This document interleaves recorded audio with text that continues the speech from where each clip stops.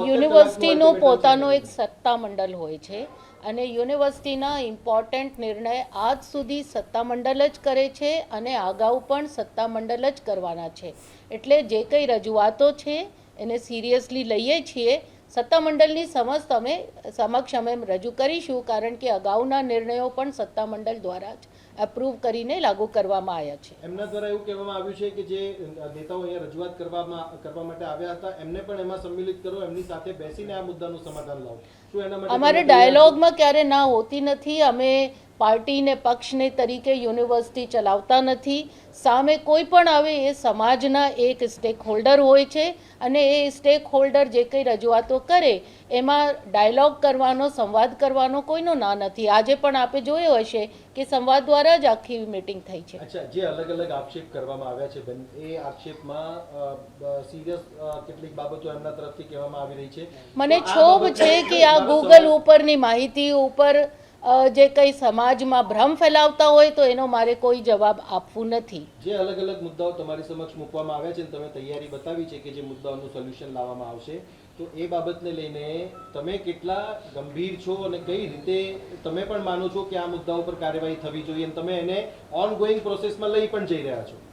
મારી આપ સૌને એક જ વિનંતી છે કે કોઈ જગ્યાથી માહિતી મેળવીને સમાજ સુધી નહીં પહોંચાડતા. ગુજરાત યુનિવર્સિટીની વેબસાઇટ એક જ માધ્યમ છે જ્યાં બધી માહિતી મુકાઈ ગઈ છે અને અગાઉ પણ મુકાઈ જશે. એટલે આપણે જે કંઈ આગળના સમાચારમાં લોકોને કે સમાજને માહિતી આપવી હોય, કૃપા કરીને અમારી વેબસાઇટ જોજો અને જે કંઈ માહિતીઓ હજી મુકાવવાની બાકી છે એ અમે મુકાવીશું. કન્વેન્શન હોલની જે વાત છે, કન્વેન્શન હોલનું જે એક્ઝેક્ટ એનું જે રિનોવેશનનો આંકડો છે એ તો તમે 35 કરોડ કીધું છે, પણ એનો એક્ઝેક્ટ કોસ્ટ કેટલી હતી જ્યારે બન્યું હતું અને અત્યારે હજી કામ ચાલુ છે. હજી કામ ચાલુ છે. જે કોસ્ટ છે ટ્રાન્સપેરન્ટ છે, એમાં કોઈ અમે પડદા પાછળ કોઈ કામ કર્યો નથી. એબ્સોલ્યુટ ઓડિટેડ છે અને હજી કામ ચાલુ છે. એટલે ફાઇનલ કોસ્ટ હજી આવી નથી. કઢાવવું પડશે અમારે. ડિપોઝિટ ઓછી થવાની વાત છે કે જે 240 કરોડ ગત જૂનમાં હતી જે ઘટીને આ વખતે 90 કરોડ થઈ ગઈ છે, જે આક્ષેપ કરવામાં આવે છે કેટલા ખોટું છે.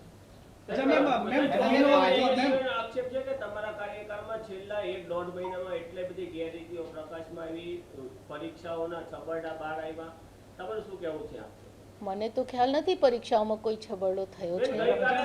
બીકોમ સેમ 4 નું રિઝલ્ટ આવ્યું, યુનિવર્સિટીએ પરત લેવું પડ્યું. ઇન્ટરનલ માર્ક્સ હતા એ આઉટર માર્ક્સમાં ઉમેરી અને તમામ વિદ્યાર્થીઓ 100% વિદ્યાર્થીઓ નાપાસ કરવામાં આવે. આવું કેવી રીતે બની શકે? એને તરત જ પાછા ખેંચીને ભૂલ સુધાર કરી છે.